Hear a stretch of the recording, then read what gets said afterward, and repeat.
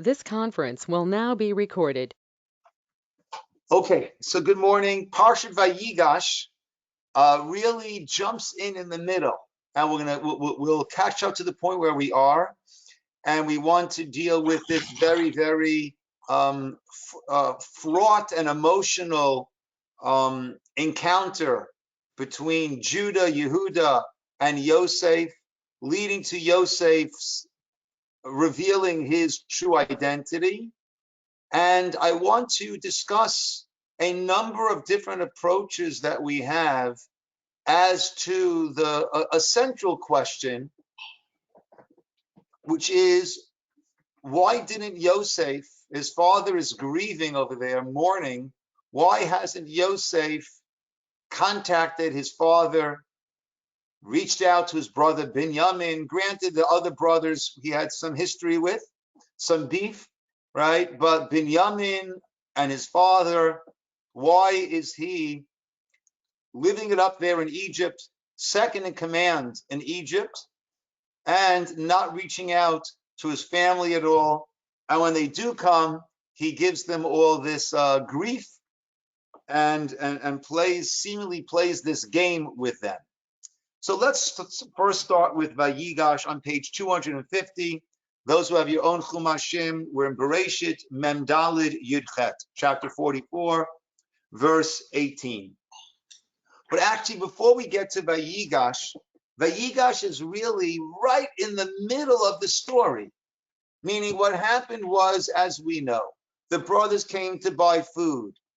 What does Yosef claim?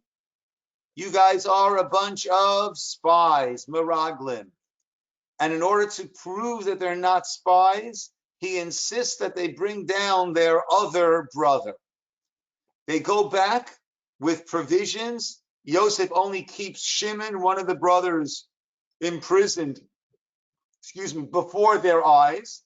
Meaning, once the other brothers had left, Shimon was no longer imprisoned. And he sent them back with food and with their money. And they get nervous. This is going to spell trouble.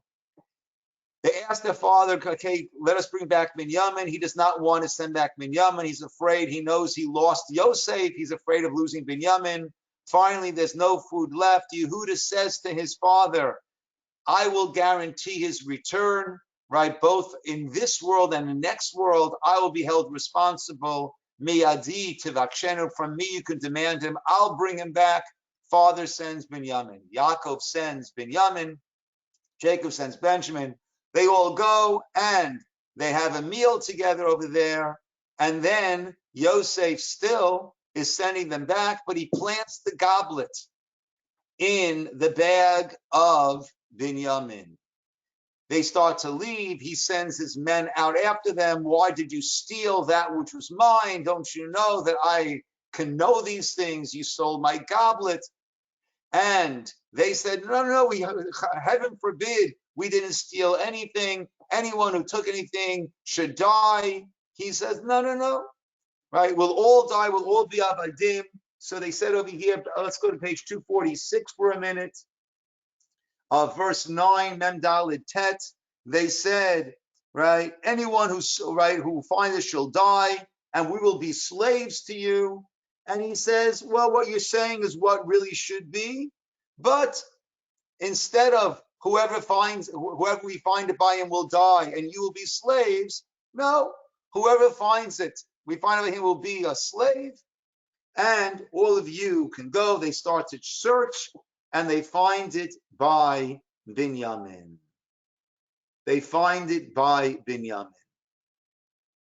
Yehuda says, what can we say? We'll all be your slaves, your servants. And he says, no, heaven forbid.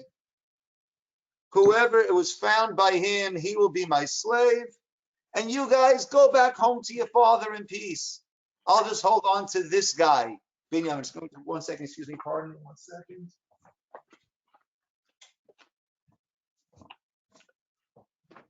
He says, no, right? Everyone go home. But of course, they're not going to leave Binyamin there. That's the cliffhanger that we're left with as we start this Parsha. Page 250.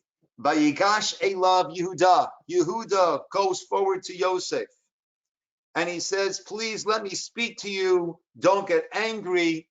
And Yehuda starts to recount just how bizarre all of their encounters have been with Yosef. Good morning, Rose. Just how bizarre it has been over here. And Jenny's also here. Good. Good morning, Jenny. And Ruthie. Good morning, Ruthie. Just how bizarre it's been. Right? We came to buy some food. Right? Imagine, right, you're checking out of Wholesome Choice. You got your bananas, you got your tomatoes, right? And all other things. I love Wholesome Choice. You walk out of there, have 10 pounds of produce for $4.74, right? So you're checking out, and you say, 1 second, who are you? Where are you from? Do you have any relatives? Any other brothers? Bring your brother. Like, we came to buy food. Everyone's coming to buy food, right? And you ask your servants, Hayesh lechem av o ach, do you have a father or a brother? Like, why are you asking us these questions? And we answered, we have an older father, and he has a young child, and another brother died. And this child is the only one who is left to his mother and his father, Ahivo. And you said to us, bring him down to me. I want to see him. And we said to you, the child can't leave the father. If he leaves the father will die. And you said to us, if he doesn't come down, do not see my face again. We went to our father. We told him the words of my master. And father said, go bring us back some more food. And we said, if we have younger brother with us, we can come. Otherwise, we cannot. And my father said, this is all what Yehuda is saying to Yosef. You know, Kishnayim Yaldali Ishti. We're going to come back to this.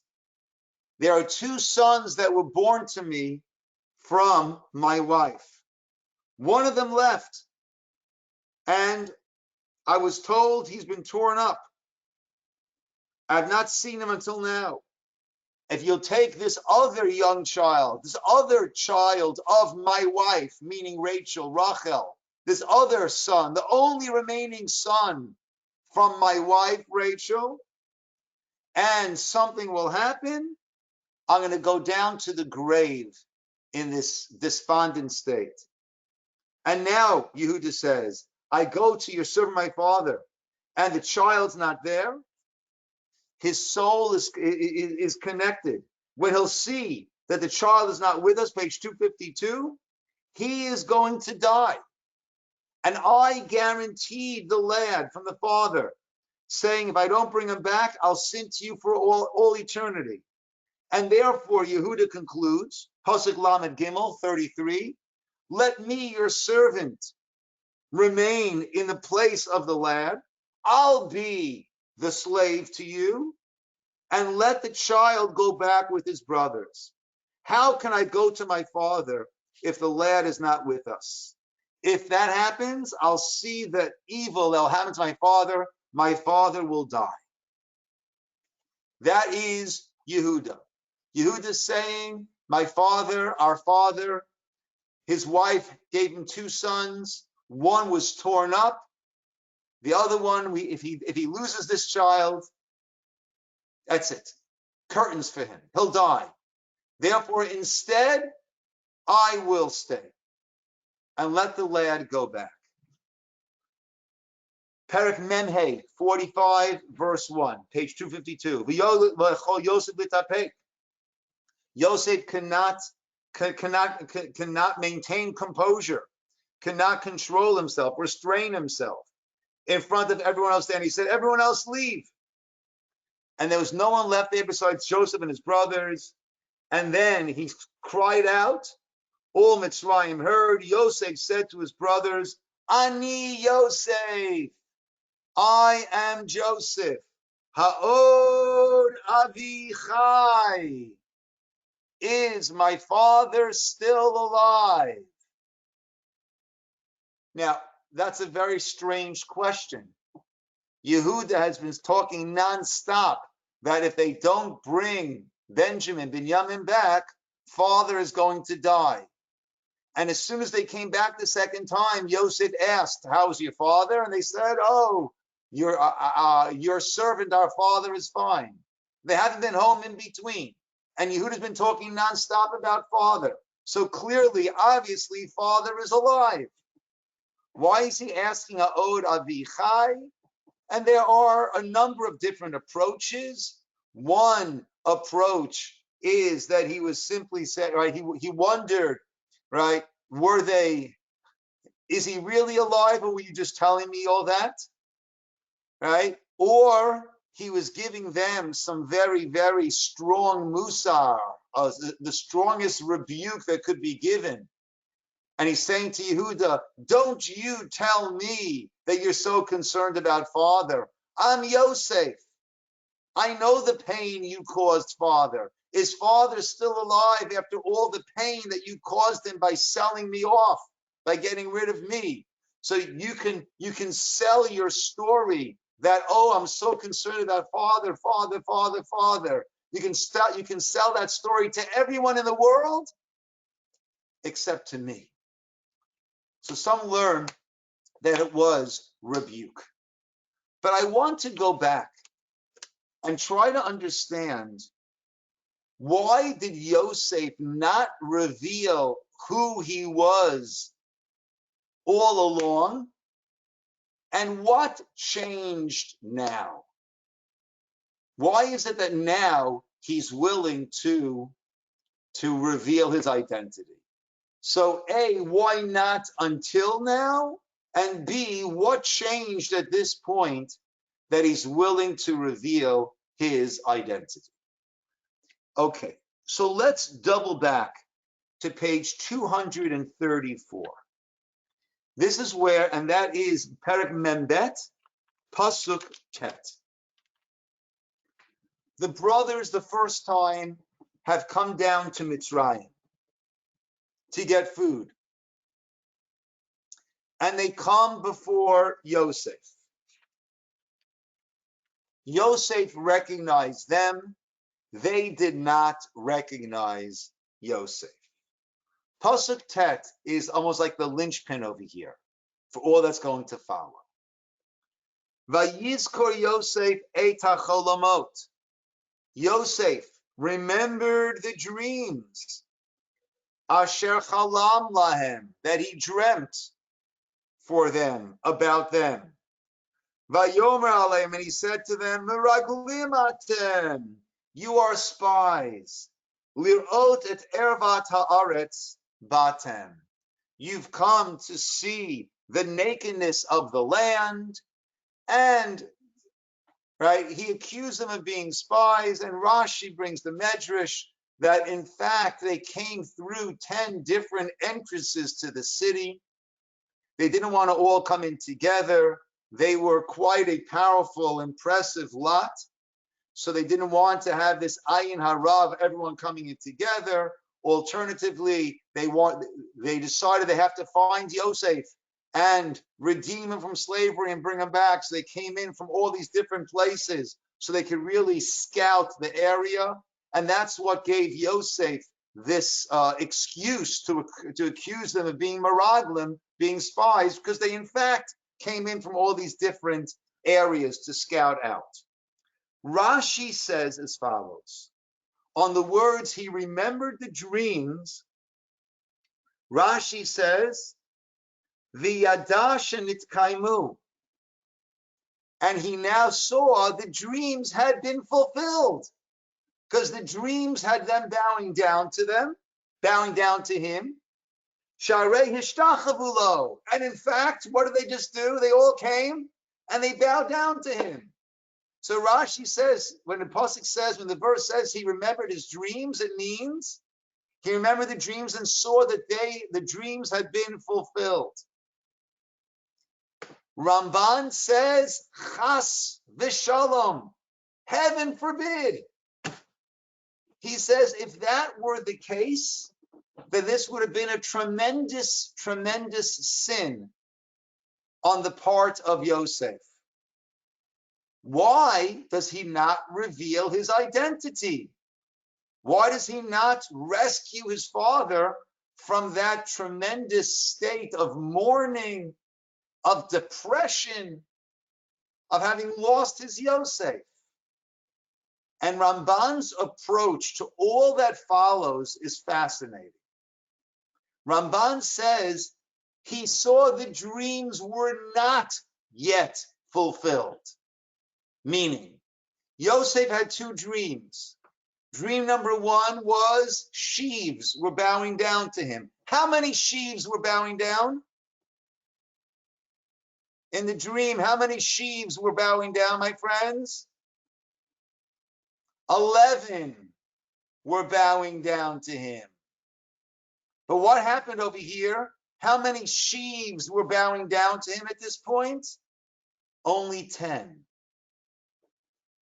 The brothers were there, Benjamin was not there. And the second dream was 11 stars and the sun and the moon, which represented the 11 brothers, father and mother. Rachel, his mother, had died already, but it meant Bilhah, who was the one who had raised him after the death of his mother. So Ramban says Yosef, and this is the strange part of Ramban that others jump on him. Yosef understood that A, his dreams were prophecy, and B, he needed to orchestrate the fulfillment of the prophecy. So he remembered his dreams, Ramban says, and he realizes even the first one has not yet been fulfilled because only 10 have bowed down. So what does he need to orchestrate now? He needs to orchestrate Binyamin coming down. So what does he say? You're spies. Spies. No, we're good people. We came, we left our father, we left a brother.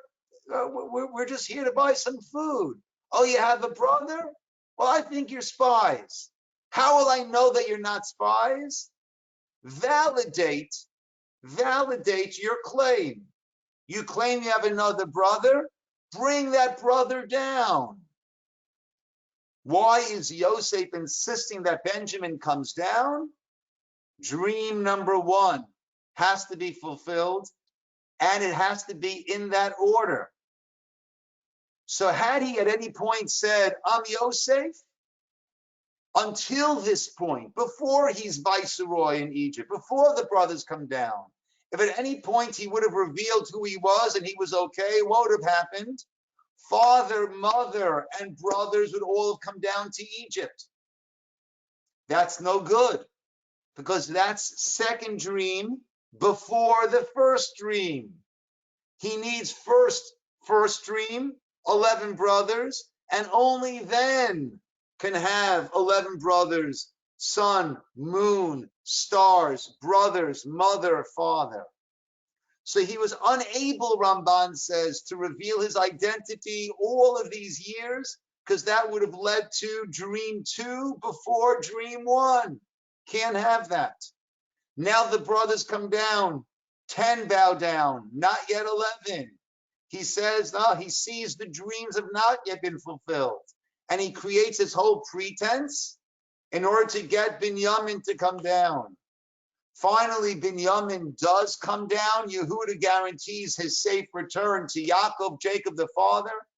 And Binyamin comes down. They all bow down. Great. End of story. First dream, first prophecy fulfilled. At that point, what should Yosef have done, according to Ramban? He should have said, guess what? It's me. I'm Yosef. Go back and bring father and mother and fulfill the second dream. He doesn't do that. Why doesn't he do that according to Ramban? Because he's afraid. He's afraid to send Binyamin back with them. He knows he was the son of Rachel. Rachel was the favored wife of Yaakov. Yaakov showed favoritism to him, to Yosef, and that contributed greatly to the animosity the brothers felt.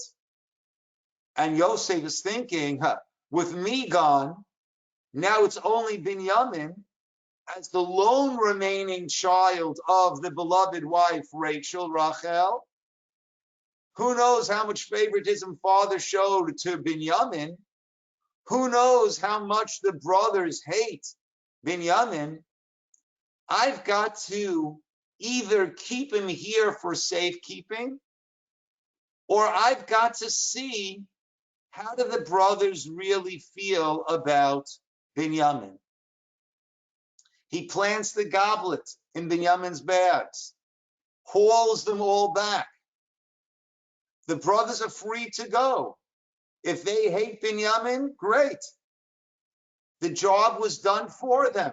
They go home without Binyamin. He sees Yehuda comes forward and argues and argues and argues for Binyamin, and even offers himself that Yehuda will be the slave in place of Binyamin.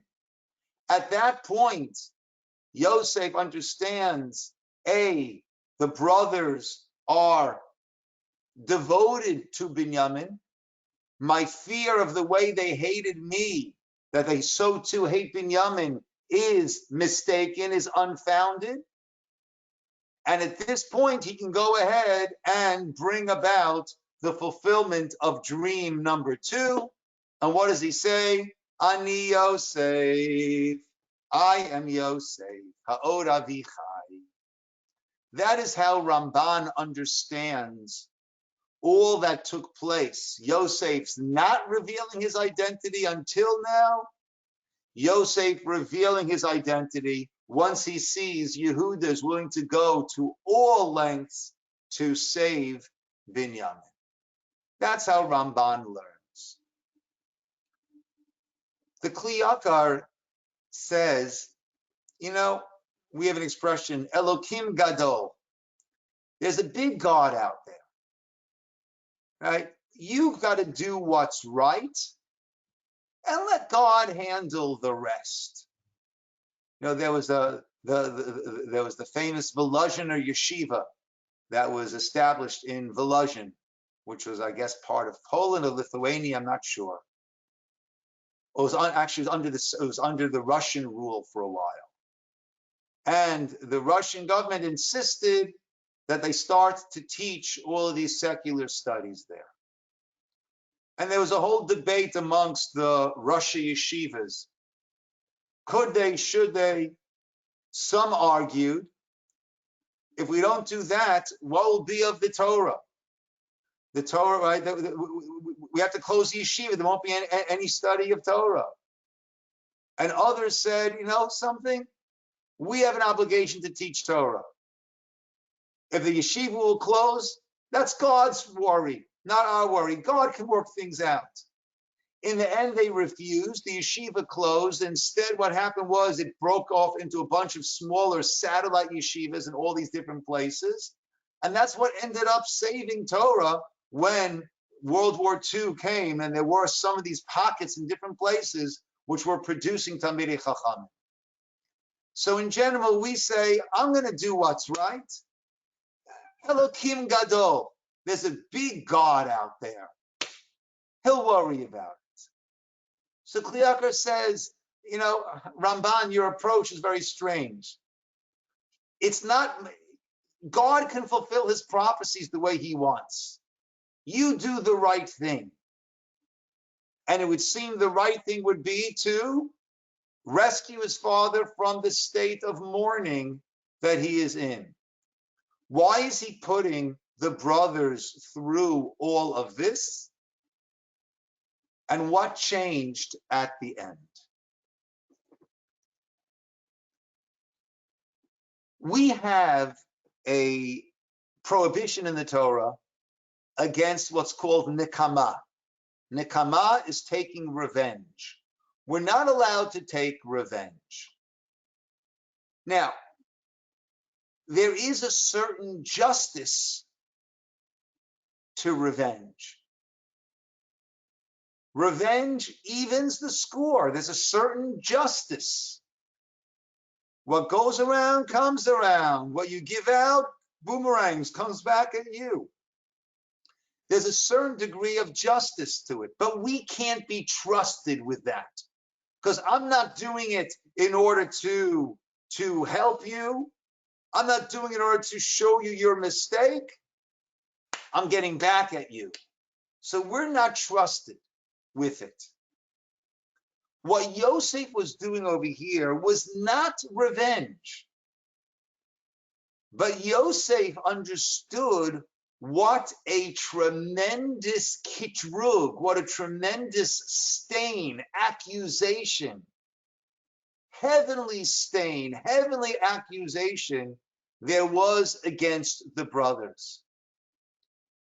And Yosef wanted the brothers to recognize their mistake.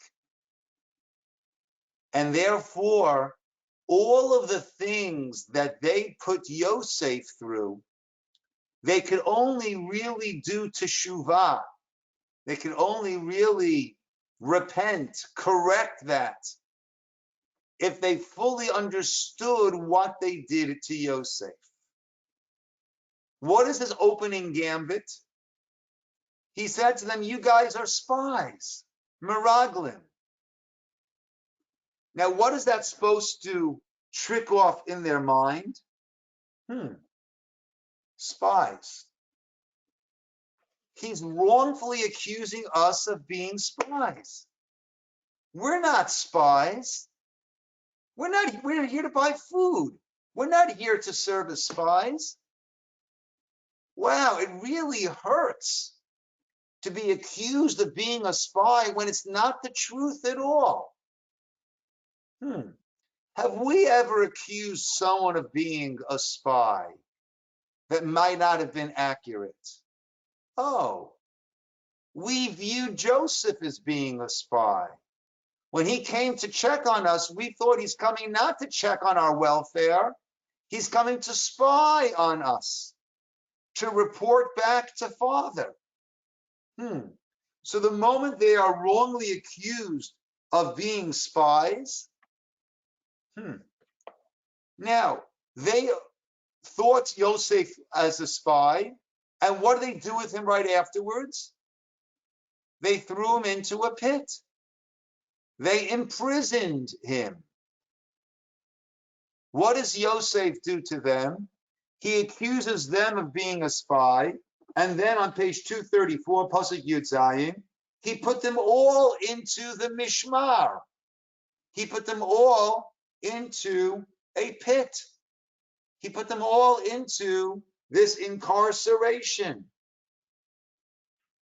Then on the third day, he says, you know what?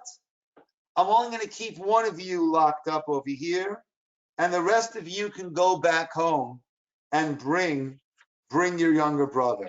And that way, I'll know it's true or if it's true or not. So Yosef has given them 2 doses of experiencing exactly what they did to him. They thought of him as a spy. He accuses them of being a spy. They threw him into a pit. He puts them, based on this false accusation, into this dungeon. Look at 236. Fascinating. It's starting to work. 236, Pasuk Chaf Aleph, verse 21. One said to another, indeed, we are guilty concerning our brother. Ashenim anachnu al achinu. Asher ra'inu tsarat nafsho. We saw his anguish. Bidchanenu aleinu, when he pleaded with us. V'lo shamanu, and we did not listen. Al kain ba'ilena hatzara hazot. That is why this is coming on us. So it's making them revisit in their mind what we did to Yosef. And maybe we did not do the right thing. Reuven then spoke up and saying, I told you so. I said, do not sin against the lad. And now his blood is being avenged. Yosef is there. There was also an interpreter there. So they thought Yosef didn't understand their words. Yosef heard exactly what they are saying. Yosef turned away, found some privacy, Vayef, and he broke down crying. The brothers are starting to revisit, are starting to rethink. He came back to them. He took Shimon and locked Shimon up. Why did he choose Shimon? Well, Shimon was the one who said to Levi, here comes the dreamer, let's do him in. Shimon was the main instigator over there. Shimon is going to be separated. Shimon is going to have more time to think about it. Also, another way of looking at it, a beautiful way of looking at it, my cousin once suggested, is that he knows that pretty soon word's going to get out. He'll have to reveal his identity. His father might find out all that happened. Maybe not. If he does, he's going to be really, really upset with who? With Shimon, the instigator. Let me keep Shimon with me now, and that way, father will build up his longing and his care and his love for Shimon, that if and when he does find out about Shimon's role, it will be mitigated by the fact that, oh, I'm so good to see you, right, when he was so worried about it. Okay. Then, as they're leaving, the money is there in the money is there in their pouches, and they get all nervous. They come to Yaakov, and they told him all that took place. They tell him the whole story. Finally, he agrees to send back Binyamin, and they in fact come back, and he plants the goblet by him. They come back again. Now what happens? And again, he wants the brothers to revisit. He wants the brothers to view the world differently. He's afraid. They hated me. Who knows how they hate Binyamin? So what does he do over here now with the goblet? He creates the perfect storm. Meaning, they hated me and they sold me as a slave. I'm going to serve them the ability for Binyamin to be taken away as a slave. I'm going to serve this to them on a silver platter. They don't have to do anything at all. They had to sell me. They don't have to sell me. Binyamin stole the goblet. Binyamin got himself into this mess.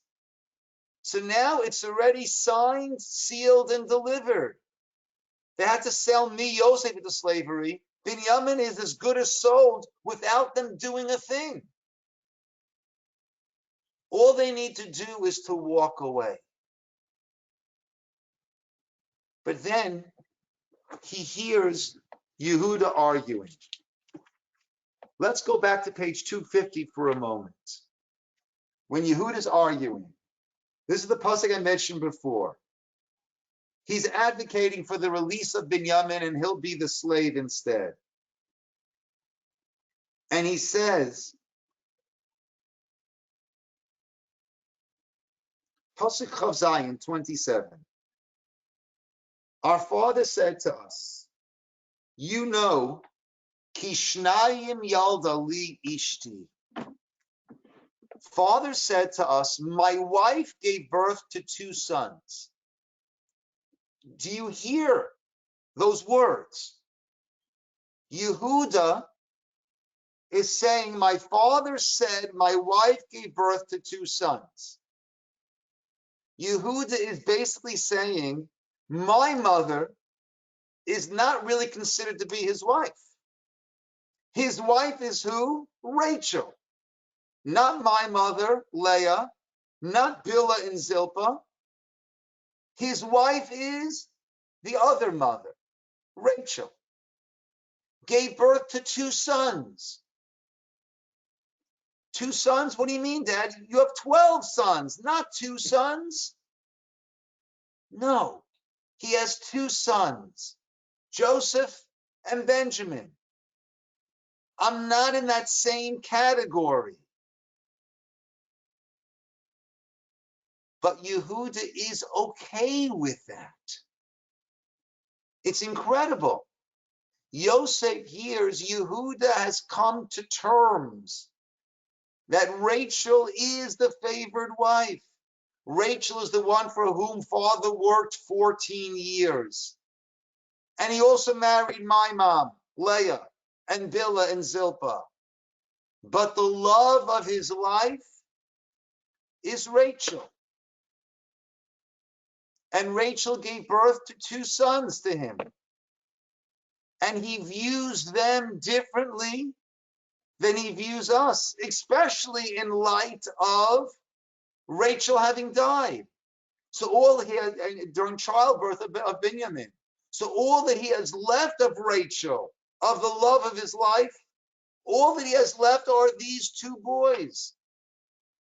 So Yehuda is openly expressing, not understanding all that Yosef is understanding, but Yehuda is expressing, we've come to terms with the special relationship that he had with his wife Rachel, that he has with Yosef and Binyamin.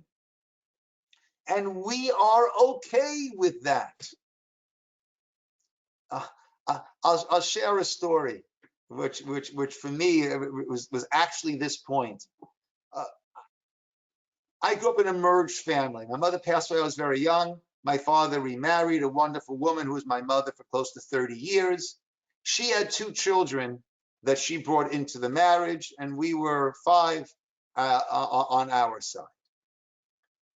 But basically, there were my older brothers. It was myself and my sister, Shalom, the 2 younger ones who were around the same age as her 2 children. So basically, it was the 4 children, 2, and the parents. My older brothers were mostly out of the house. I forget the exact incident, but there was a situation that it looked like there was some favoritism that was being shown between one of the parents and their 2 children.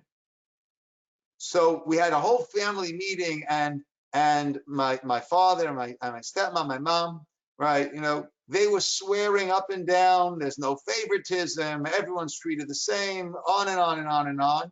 And we sort of said to them, Mom, Dad, let's just pause for a second. We understand, right? No one gets treated better or worse. No one is getting this, or we're getting this, but they're not. They're getting this, but we're not. That's not happening, and that shouldn't happen, and that's not happening. But we understand that if you've been raising these children since birth, and then others have entered your life when they're 10 years old, it's going to be different. And we're okay with that, right? We don't expect that this one gets to go to a concert and we don't, or that one we get to do this and they don't. We'll all be treated equally. But in terms of what's going on inside of you, we understand, right? We're human beings, and we don't expect superhumans, right? We're human beings. I always think about that when I'm reading about Yehuda. Yehuda said, it's okay. It's okay. We're okay with that. And let's go further. He said, if I would come to my father, verse 30, and the lad is not with us, their souls are connected. 31, and it'll be when he'll see, page 251, that the child is not with us, he's going to die. He will drop dead right there. And I guaranteed his safe return. And therefore, Yehuda says, let me stay here instead, and let the lad go back. So what's Yehuda saying? If we go back without Binyamin, he sees everyone coming back, Binyamin's not there, he's going to drop dead. But if everyone goes back, Binyamin's there, and I'm not there, it'll be okay. He'll be sad, he'll be worried, He'll be concerned, but he's not going to vamate. He's not going to drop dead. And that's okay. I understand that. I understand that, and I'm willing to accept that. Wow. Yosef hears this seismic shift in the way they view the family connections, relationships. At this point, Yosef knows, according to Kli Yakar, my job is done. I need to make sure that they came to terms with the mistake that they made, and they are viewing things differently. Wow. It's done. I hear. They are there. At that point, he has brought the brothers back. He has helped them shift their whole perspective. And he's able to say, Ani Yosef. I'm Yosef. Ha'od Avichai, is my father still alive? That's two classic approaches. There's a third classic approach that I actually wrote about in the newsletter that'll go out today. So I'll save that for there. That's a teaser to read the newsletter. That'll go out later today. There's a fourth approach, which is such an important approach. And this is by a Rav Yoel ben Nun, a rabbi in Israel today, brilliant rabbi today. We are assuming that whatever we know, Yosef knows. So we know that the brothers came back with the torn garment, bloodied garment. Yaakov, the coat, the special coat that Yaakov had given Yosef, the brothers brought that back, all bloody. Yaakov took a look at that and said, "Oy, that's Yosef's." And he started to mourn, and he never stopped mourning. We know that. We read that in the Psukim. But Yosef does not know that. Let's go back to page 206. Let's hear what Yosef, actually, I'm sorry. Let's go back to page 200. Yosef has his dreams. He has the first dream of the 11 sheaves bowing down to him. And he tells that to his brothers. They're not so happy. They don't like this. He has another dream. The sun, the moon, 11 stars. Let's take a look at Pasuk Yud. Vayisaper el Aviv, page 200, verse 10. Perek Lamed Zayin, Pasuk Yud. Vayisaper el Aviv el Achav. He told it to his father and to his brothers. Vayigar bo Aviv. English says, and his father scolded him. I don't know, Hebrew speakers, Vayigar is more like a yell than a scold, I think, right? It's a strong rebuke. It's a strong rebuke, but I would say scolded. Scolded, okay. And he said to him, what's this dream that you dreamt? Will I, your mother, and your brothers come to bow down to you? So Yosef tells a dream to his father. His father rebukes, scolds, yells at him about it. The pasuk then says, Yud Aleph 11, the brothers were jealous, but his father kept the matter in mind. Rashi says, father was hoping that it will come about. He saw Yosef in this leadership position. But Yosef doesn't know that. What does Yosef know? I told about my dreams and father yelled at me. Are your brothers, me and your mother, going to come and bow down to you? Yosef thinks father is thinking that I am sowing dissent in the family. He's unsure. Let's turn to page 202. The brothers went, Pasuk Yud Gimel 13, they went to shepherd, to pasture the flocks. Yisroel says to Yosef, your brothers are shepherding in Shechem. Go, I want to send you to them. Now, Shechem has a history. Shechem has a bloody history. It's a violent, bloody place. Father is sending me where? To Shechem. To go to who? To my brothers. The brothers that hate me. The brothers that father knows hate me. And he's sending me off alone to go to them in Shechem. Yosef's thinking, what is father really planning over here? Is he concerned about my welfare? Or is this part of a plot to get rid of me? He doesn't know. Vayomer, he says, Hineni, here I am. I'll do as you're asking me to do. And he goes there. And what happens? We know what happens. The brothers say, here comes the dreamer. They take him, they throw him into a pit. And then he gets sold. We discussed last time. Did they sell him? Who sold him? Whatever. He got sold because of what the brothers did.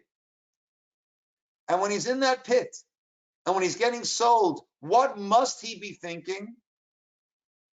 Is father in on this or not? Was this part of father's plan also? Or is this the brothers going against father? How will he know? Oh, well, when he doesn't return, let's see what happens. Is a search party going to come out looking for me? Are they going to come trying to find me? Is father going to send people to try to find me? He doesn't know. He's waiting to see. He gets sold. And then the brothers come back. And what do? He's on his way down to Egypt, waiting to hear the steps, the sound in the background of caravans coming, trying to find him. Nothing at all. We know, page 206, they took the coat, they slaughtered a goat, they dipped the coat into the blood of the goat, they sent it to the father and said, recognize, is this the garment of your son? He recognized it and he said, this is the coat of my son. A wild animal has devoured him. Yosef has been torn to pieces. He tore his garments, put on sackcloth, and he never stopped mourning. We know that. Yosef does not know that. Yosef thinks no one's coming to find me. Father doesn't care. At this point, right, why should I write home? Why should I write home? They want to get rid of me. They almost killed me. Yes, Ora. Well, Joseph was loved by his father, so he knew it. He knew that he was the favorite, and he knew he had special connection. So I don't believe for a moment that he thought that his father doesn't care or doesn't want him back. Okay, Something else must have happened. But let's just look at the psukim as they read. Father, going back to page 200, father loved him, special. He made from a ketonet pasim, right? The brothers are hating him as a result. He has dream number 1, tells the brothers, we don't hear anything about father. Dream number 2, he tells the brothers and father rebukes him, father scolds him, father yells at him. So at that point, he's wondering, maybe father is thinking that this has gone a little bit too far, right? He gave me the special coat. Maybe he's thinking I'm running with this too far. I'll show you one other thing, right? And then again, he's sold and there's no one coming to find out about him. No one coming to search for him. We know that father thinks he's dead. He does not know that. As far as he knows, the brothers came back and there's no Yosef and life goes on, right? Are we missing anybody? I don't know. I think everything's good. He goes down to Mitzrayim. He's in the house of Potiphar. He's wrongly accused. He's imprisoned. He interprets the dreams of the butler, of the baker. He then remains in prison 2 years. He interprets the dreams of Paro. He becomes second in command. Take a look at page 230. Paro elevates him to viceroy. He gets married to Osnat. He has 2 sons. Look at page 230, Perek Mem Aleph, Pasuk Nun Aleph, 41-51, verse 51. Over here on page 231, Joseph called the name of the firstborn Menashe. Why? God has made me forget all my hardship and all my father's household. I'm able to start fresh. Menashe, I can forget all of my hardship. I can forget my father's household. Menashe Nashani, I can forget it all. I can leave it all behind. Why do I want that? Why do I need that? The brothers come down, and I think that's a very, very powerful point over here. I could forget my father's household. I could forget all the pain and that they put me through. Now the brothers come down. I should tell them who I am. I should tell them who I am. They'll try to kill me again.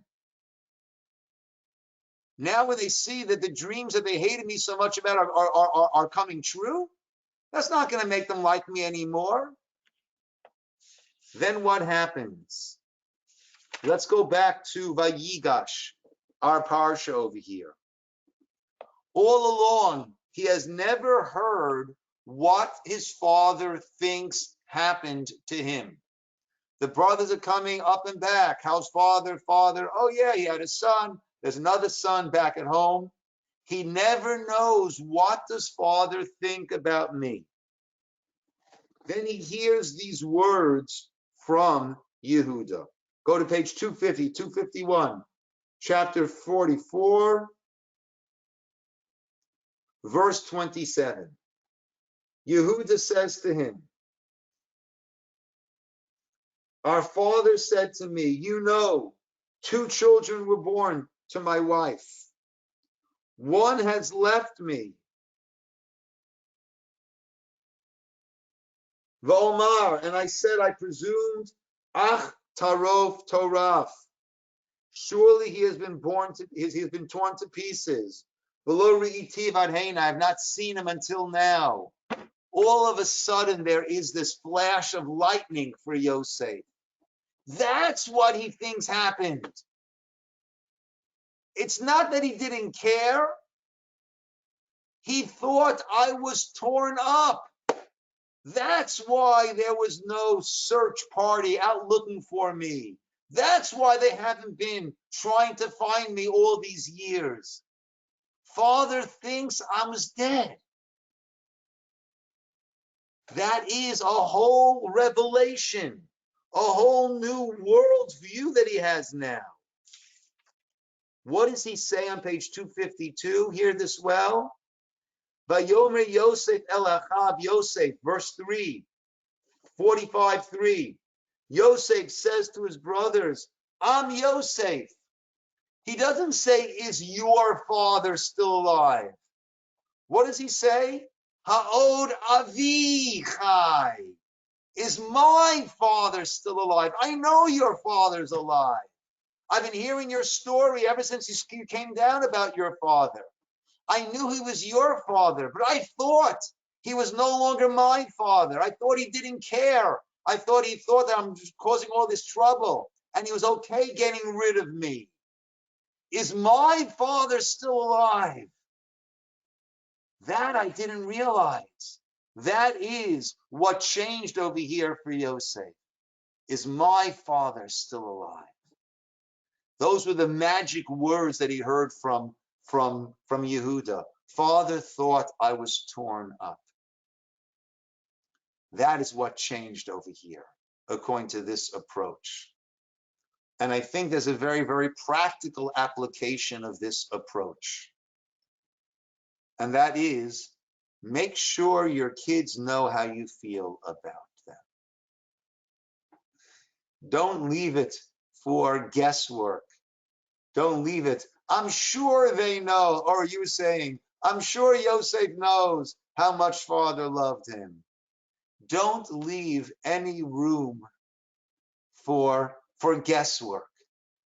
Make sure you tell them, and you tell them over and over and over. Make sure they know.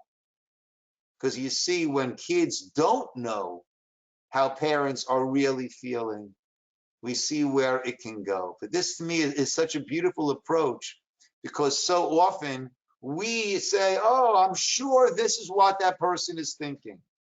And as I like to say, half the time we don't understand what we ourselves are thinking. Forget about understanding what someone else is thinking. Right? So we think Yosef knows. Yosef didn't know. Father thought Yosef knew. Yosef didn't know. And so important not to assume what someone else is thinking on one hand, and on the other hand, make sure that we are clear with our feelings that we have towards others. Don't leave it to their imagination. Make sure they know how it is that we are feeling. So like I said, those are three different approaches to Yosef waiting until now, and what changed now. And in the newsletter that's going to go out later today is a fourth approach. Also, I think an important approach to have, also with a pretty valuable lesson. That's my teaser.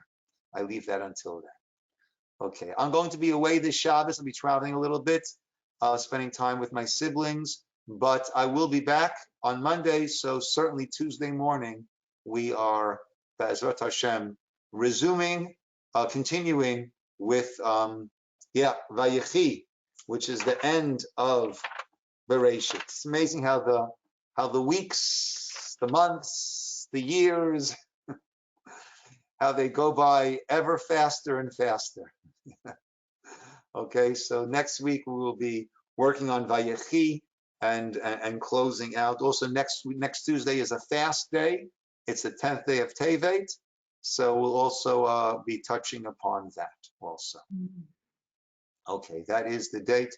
Rose will go through it tonight in our conversion class, but we go, right, that is when the siege first was placed on Jerusalem, which led to the later breaching of the walls and ultimately the destruction of the temple. Okay, my friends, be well. There will not be lunch and learn this week on Thursday because I'll be traveling, but we wish you all a good week and a Shabbat Shalom a little bit in advance. Thank you. You too. Have a safe trip and a good time. Amen. Thank you very much. Nice time. Shalom, shalom. Thank